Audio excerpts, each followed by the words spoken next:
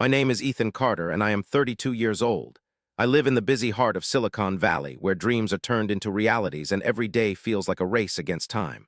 I founded a tech startup with big ambitions and even bigger ideas, and for a while, things were going great. I had a talented team, a solid product, and investors who believed in us. My passion for technology was matched only by my drive to make our mark in the world. I had a vision, and it felt within reach.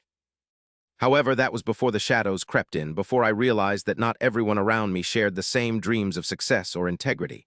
Then the unthinkable happened. One evening I was working late, burning the midnight oil to finalize a groundbreaking software update that had the potential to change everything for our company. I was in the zone, headphones in, completely immersed in my work, when I suddenly felt a chill in the air. Someone was watching me. I glanced up, but the office was empty besides me. Dismissing the feeling, I returned to my screen, but for the next few days, that sense of unease lingered. I could not shake the feeling that something was off, but I had no proof and nothing to indicate that my trusted team could betray me. Then, disaster struck. When we finally released our new software, it was an instant hit. However, in a matter of days, I discovered that a rival company, led by a ruthless CEO named Vanessa Steele, had launched a nearly identical product, almost overnight. It took no time for me to realize that our source code had somehow been stolen. My heart raced as I looked through the logs and noticed suspicious activity from an internal account. It was devastating. I had poured my heart and soul into this project, and now someone I trusted had betrayed me. The walls started to close in. This was no simple business rivalry. It was personal. Vanessa Steele had always been a fierce competitor, but I never expected her to stoop so low. With my dreams in jeopardy and my reputation on the line, I knew I had to take action. I attempted to confront the source of the breach, but each lead I followed only seemed to lead me further into a labyrinth of deception. I felt trapped like a mouse in a maze, and the more I struggled, the deeper I fell. Each meeting with my investors grew more uncomfortable, their whispers turning into concerns about my leadership. I felt the weight of expectations crushing down on me. I was desperate for answers, but painfully aware that time was slipping through my fingers. I decided that I could not sit back and let my company crumble. I began to investigate. I set up undercover meetings, infiltrated gatherings, and asked probing questions. However, each attempt to uncover the truth fell flat. My curiosity made me a target, and soon, word got out that I was on a mission. I was met with distrust and resistance from everyone I approached. My team started to distance themselves from me, fearing my focus on betrayal was leading us toward dark waters. I felt more isolated than ever, as the very people I had taken care of and trusted turned their backs on me as if I were the villain in my own story.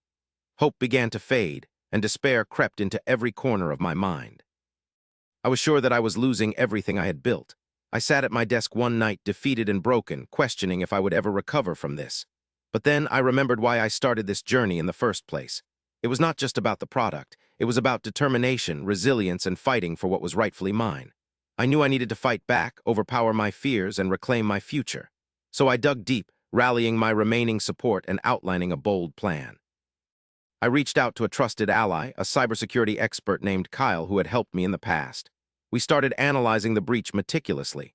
We studied Vanessa's movements, piecing together her digital trail. Suddenly, a break in the case appeared. An unforeseen error in the code she had copied led us to a vulnerability. I felt a flicker of hope. This was our chance. With determination surging through my veins, I set out to confront Vanessa. We arranged a meeting at a tech conference where I knew she would be showcasing her company's success. My heart pounded in my chest as I walked into the conference hall, the familiar buzz of excitement mixed with my nervous energy.